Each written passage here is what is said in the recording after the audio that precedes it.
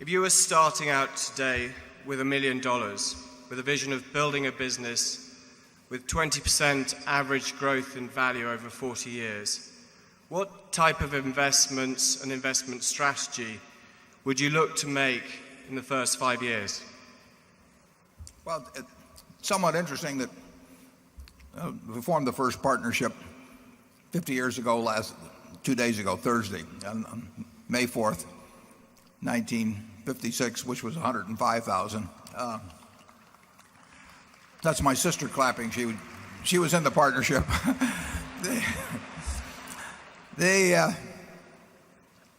We would, if Charlie and I were starting all over again and we were in this, Charlie would say we shouldn't be doing this, but if we were to succumb to Satan and engage in the same kind of activity, we would, I think, be doing something very similarly. If we were investing in securities, we would look around the world and we would look at a Korea, and Charlie says you can't find 20 of them, but you don't have to find 20 of them. You only have to find one, really. You do not have to have tons of good ideas in this business. You just have a good idea that's worth a ton occasionally. And in securities, we would be doing the same thing, which would probably mean smaller stocks. It would mean smaller stocks because we would find things that could have an impact on a small portfolio that will have no impact on a portfolio the size of Berkshire. If we were trying to buy businesses, we'd have a tough time.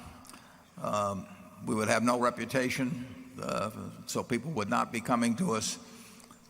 We'd be too small a player if you're talking about $1 million. So we would not have much success, I don't think, with small amounts buying businesses.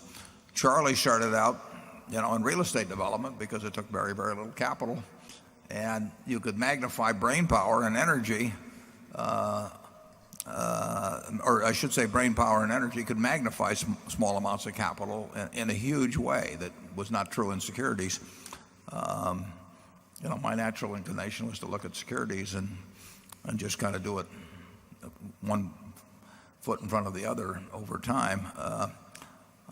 But the basic principles wouldn't be different. I think if I'd been running a partnership a couple of years ago with a small amount of money, I think I'd have probably been 100% in Korea. And, I would be looking around for something that was very mispriced and that I understood. And every now and then that's going to happen. Charlie? Well, I agree with that. The concept that you're likely to find just one thing where it'll make 20% per annum and you just sit back for the next 40 years, that tends to be dreamland. And in the real world, you have to find something that you can understand that's the best you have available.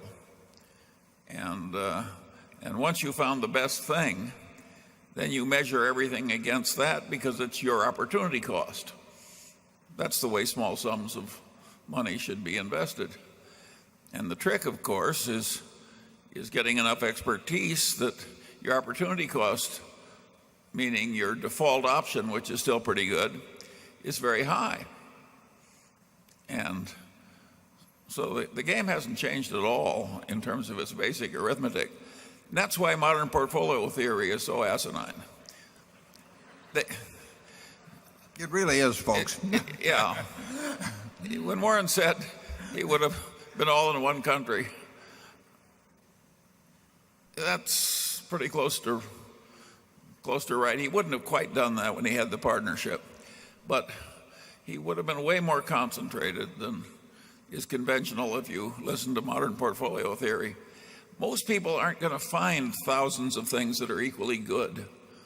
They're going to find a few things where one or two of them are way better than anything else they know. And the right way to think about investing is to act thinking about your best opportunity cost. That's in the freshman course in economics everywhere in the basic textbook. It just hasn't made its way into modern portfolio theory.